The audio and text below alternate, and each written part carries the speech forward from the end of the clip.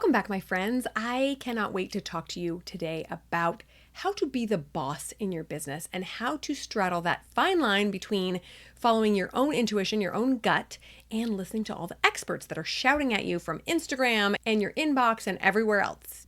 For me, following my intuition has been a huge part of motherhood. I've been a mother for almost 20 years now, and I have used following my intuition to make decisions in every aspect of being a mom, whether it be where to live, how to feed my family, how to make choices in pregnancy and birth, how to educate my family, which has led us to homeschooling, how to make medical decisions, and so much more.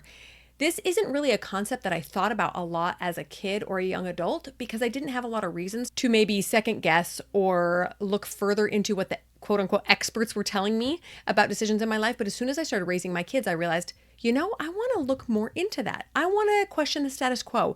I want to check in with my own intuition and with God to make these decisions rather than just doing what everyone else is doing.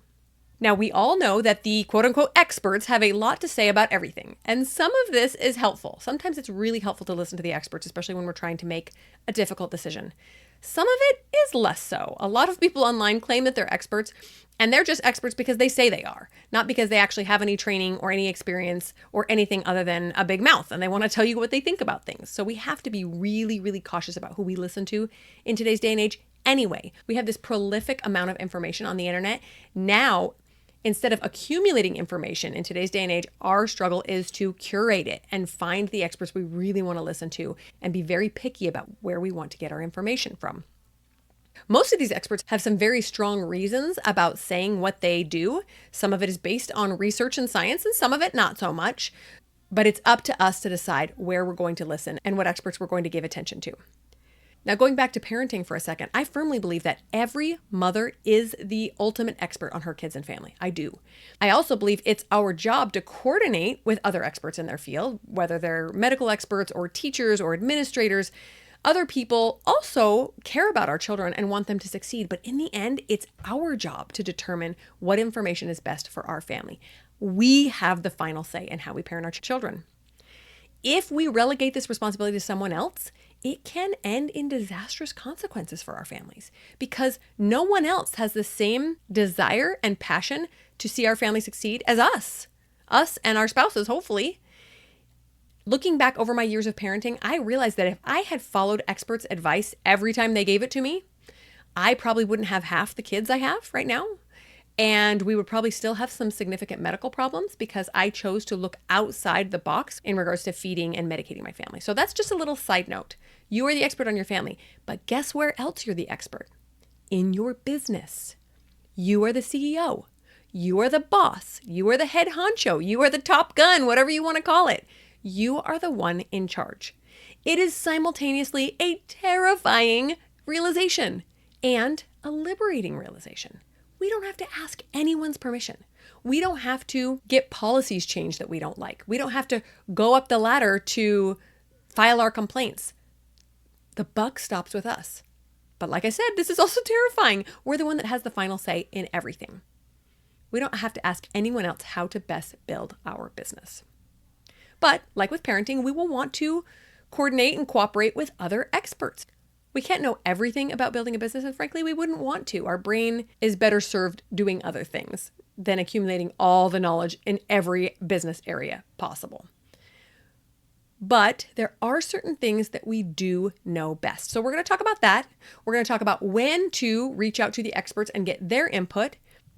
And then we're going to talk about what is required to show up as a boss, even if we have no employees. I'm not talking about being the boss of a team, although that will probably come eventually for most of us.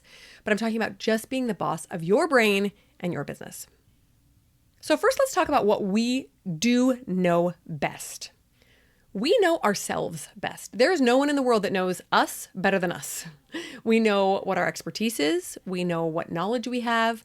We know our past experiences, our talents, our skills. Now, sometimes, especially as Christian women, we have this really annoying propensity to minimize our expertise and our skills and our talents, and we like to play them down for some reason. I don't know what it is. I hate it, and we all need to be better at that. But if we're really honest with ourselves, we know those talents and those experiences better than anyone else. And so we're the ones that can monetize those, that can share them with the world, that can help other people with the skills and talents we've been given. We also know our families best. We know what we need, what our kids need, what our spouse needs. We know how our family is going to need us to show up, even as a busy entrepreneur, as a mom who needs to feed kids and care for them and still build a business. We might not know exactly how to do that yet, but we do generally know what our family needs from us. We also know our audience best. Now, you might not think this is true yet because maybe you're kind of new in your business and you don't really know what your audience needs yet, but give it a little bit of time. If you've been talking to them for just a little bit of time, even just 6 months, you will know what your audience needs. Pay attention, ask questions, listen really clearly, especially when they're saying things that you don't want to hear. Pay close attention so that you can know exactly what your audience needs. And even if you see people in your industry that have the same exact niche as you, they will have slightly different audiences. Nobody has an email list that looks exactly like yours. Nobody has an Instagram following that looks exactly like yours. So pay attention to what your people are saying, what they're commenting, what their pain points are, and you will be able to build a business best for that particular audience. We also know our past successes and our past failures better than anyone else. People will see what we do and what we succeed or fail at, whatever we choose to make that mean. But we're the only ones that know the lessons that we learned from it. We're the only ones that know if maybe we ignored some inspiration that could have been followed and avoided some of those failures. We know the whole picture. So paying attention to past successes and failures is really critical as well. We've learned the lessons necessary from those successes and failures. Nobody else has. Or maybe we haven't learned the lessons and we're still learning them. So that means if someone suggests we should do something that maybe hasn't worked before, we get to choose differently if we choose to. We get to say, you know what, I've tried that and I know the experts are saying that's going to work for me, but it hasn't worked for me in my experience. I'm going to try something differently. We also know our weaknesses best, and we have to have the courage to push through them. So when our brain starts talking nonsense to us and telling us it'll never work and giving us all these sob stories, we have to be aware of those weaknesses and stand up to those excuses that keep flooding our brain and still take action. Those are the areas where we know the best. So don't diminish your knowledge and your expertise in any of these areas because you are the expert in these areas. But there are areas where you will need to learn from an expert and have them help you in some way or another. Here's a few areas that might be the case. Let's go back to our weaknesses. Like I said, our brain is really good at telling stories that keep us safe. It's good at avoiding things that are hard, avoiding things that are uncomfortable, and sometimes we need a coach or a friend to push us through. So this is one place where I lean on my coaches. I acknowledge, my brain is telling me a story I don't want to believe, and yet it sounds really convincing. I need someone to help me push through this story and decide if it's true or not and if it's something that I want to hold on to. So that is some place that I go outside of my own expertise. Even though I'm a life coach and I can coach myself, it helps immensely to have another person look at my situation and say, let's take a look at what's going on here and see if we want to hold on to it. We also might need help with accountability. Now, an awesome part about an accountability partner is they don't have to be an expert in anything. It can be your husband. It can be your 12-year-old son. It can just be somebody that holds you accountable to what you've promised yourself to do. So sometimes we need someone to help us with accountability. We also sometimes need to know what's generally working in the business space. We don't need to reinvent the wheel. When I say you're the expert and to trust your intuition, it doesn't mean go out and do everything the hard way.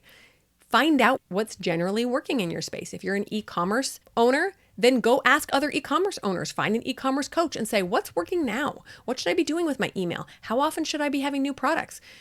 How often should I be having sales and promotions? Get a general idea of what's working in the space. But then acknowledge that you don't have to have a wheel like everybody else. You don't have to reinvent it, but you don't have to have one that looks exactly like everybody else's. We also need experts to show us what's possible. Sometimes we need inspiration to know what is even a possibility for us. I personally would probably never have guessed that it was possible to make millions of dollars and helping thousands and thousands of people with coaching if it hadn't been for big names in the coaching space. If I hadn't seen these women doing it, I don't think I would have believed it or had that imagination to go that far. So I'm so grateful for experts that have shown me what is possible. And then finally, sometimes we need someone to just help us see through the fog. This fog kind of looks like the valley of despair that I've talked about before. It looks like thinking nothing is going to work, thinking you are a failure, thinking that you've tried this all before and it's failed in the past and it's just going to keep failing. We sometimes need someone to say, hey, I know it's hard and you're feeling discouraged, but remember, these are your strengths. Remember, these are your skills. Remember, you've had success here before. I had an interesting call with a friend recently, and she was struggling with the sales in her business. And we were talking about how to overcome some of these stories that her brain was giving her. And she was convinced that she couldn't make a certain amount of money in a day. That was the conversation. And what was so interesting that we uncovered is that this woman had actually already made that amount in a day before, multiple times. But her brain was not going to that evidence. It was just going to the idea that this sounded hard and impossible. So it actually had real life evidence to prove that it was wrong, and her brain still wanted to hold on to it. So again, this is kind of going back to checking in with a coach, but sometimes it's just a trusted friend. Can you help me see through this fog right now? Asking them, can you help me see my strengths again? Please give me a pep talk. Please remind me why I got into this. I'm feeling really down lately. So those are some of the areas where we need experts. Now let's shift into talking about the power of being in charge of your business. This is something not a lot of us want to talk about or think about because it sounds scary. Being the boss sounds scary, right? Relegating responsibility to your life coach or your business coach or other experts or your husband or anyone else will just keep us stuck because in the end, it's our business and no one else's. We have to embrace that role of boss. Everyone needs to go out and buy a mug like Michael Scott has that says world's best boss. Even if you have no team members, maybe it's better if you don't because there's no one to tell you otherwise. And you put that mug on your desk and you remind yourself, I am a boss. I am in charge of a business and eventually probably employees if you don't have any yet. Be bossy. Tell people no if need be. Choose different paths if it feels right. Have the courage to do things your way. That's what bosses do. Think about the quintessential bosses that are super successful in our day, like Elon Musk or Steve Jobs. I don't think that they're letting people walk over them. I don't think they're saying yes to things that don't serve them and their company. They are being the boss. For better or for worse, sometimes bosses aren't the kindest, but we get to choose what kind of boss we want to be. But step into that role and embrace it. Simultaneously, we can also choose to be humble and teachable and willing to change tactics if they're not working for us. So I have worked for bosses before that have been very confident, very assertive, and very much in charge of the office I worked in, but they were also humble and willing to pay attention if someone told them they made a mistake. Okay, that's the kind of boss we want to be. Assertive, in charge, bossy, but also acknowledge that we're not always right. Finding that middle ground is going to be so powerful. Now, of course, it goes without saying that the ultimate expert to have in our corner with our business is God. He is actually the only one who knows us even better than we do, and he knows the future. So he gets to show us the best way. But like I think I mentioned in a previous episode, he does not want us to sit back and be lazy, just expecting him to solve all our problems. We can't just pray and be like, hey, God, I've got this issue and I really want you to fix it. Can you just fix it for me? No, we ask for solutions that we can then implement. Hey, help me figure out why clients aren't coming. Hey, help me figure out this struggle that I'm having here instead of just, I'm going to sit here and you're going to send me clients and customers. Okay, yeah, sounds great. No, that is not how it works. We have to be willing to do the work and then ask God to shift our direction if need be. So now let's talk for a second about what is required to show up as a boss. There are certain personality traits and emotions we need to embody to be an incredible boss. Even, like I said, even without employees, just a boss of ourselves and of our own business. And the first one, I think, has to be confidence.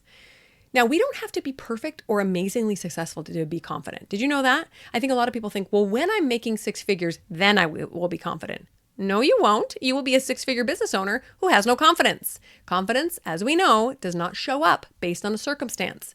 It shows up based on the thoughts we are thinking. So we are going to choose confidence right now, even before we have a single client or coach, a single client or customer. We are going to choose confidence before we make a single dollar. We are going to choose confidence before our website is perfect. Before any of those other things happens, we have to be confident that we can figure things out. And it's going to take practice for a lot of us, especially if we've had failure in the past or we have no evidence that we can be successful. But confidence is key.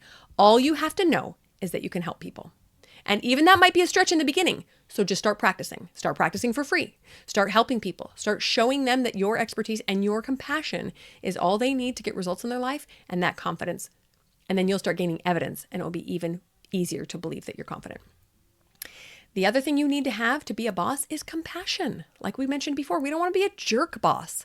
We want to be a boss that acknowledges that everyone is doing their best. So what does this look like when we don't have employees? Well, let's say that we're collaborating with somebody and we asked them to send over a picture and a bio and a link to their website so that we can help promote them. And then they don't respond. And then they don't respond again. And you send them a reminder and they still don't respond. And maybe it drives you a little bit crazy. And you think, why is this person not responding? This is driving me crazy. This is so unprofessional. Just breathing and having compassion for people can go a long way, assuming that people are doing their best and giving them room to make mistakes. But that has a limit. There are boundaries to that too. We'll get to that in a second. But that has a limit and there are boundaries to that. And that's the next thing you need as a boss. And that is the commitment to respect your own time and the time of others. So this looks like not sending crazy long voicemails or texts or messages to people, like respect that they have things to do too, but also not letting people jerk you around. Don't let people take you for granted and don't allow no-shows, right? If somebody sets up an appointment with you and then they just don't show up and don't give you warning, you don't need to work with that person, right? So have some boundaries around how you use your time and then respect the boundaries of other people as well. Along that line, we also need to be able to prioritize our business. There is no boss out there that never works on their business or only works on it when there's nothing else to do. No, you probably will not have a super clean house before there's time to work on your business. You probably will not be able to get everything else done before working on your business. So just acknowledge that you're going to make a time commitment and you're going to honor it, even if it's hard. When this is difficult for me, especially in the early days of my business, I had to think in terms of the people who needed my help, not in terms of my business, because my business was still this tiny little baby that I was still just struggling to believe in. And so when I instead thought about the people that needed my help, it was so much easier for me to show up every day because I wasn't showing up for me or for my business. I was showing up for Sarah and Jody and Susan and Melanie, who desperately needed help with their business and were like banging their head against the wall because they couldn't figure these things out. That was so much more motivating for me and helped me prioritize my business. And then the final thing you need to show up as a boss in your business is to commit. Go all in on your business. I had a conversation with someone recently who said, well, I think I like this coaching business. I had a conversation with someone recently who said, well, I think I like this coaching business idea unless it just doesn't work out and then I'll pick something else. And I thought, it's kind of like going into a marriage thinking, well, I kind of like this guy unless it doesn't work out, then we'll just get divorced. Well, is divorce always an option? Yes. Is quitting your business always an option? Yes. But if it's constantly in the back of your head, you will always have an escape clause to not work on your business. Stop redeciding every day if you're going to make this work. Decide one time, just one time. We're going to make it work no matter what. And then you can reconsider a year or two down the road, but give yourself a timeline. Like, I'm not going to reconsider this decision for 2 years, and I'm going to go all in, because having that escape clause makes it so easy to not work hard.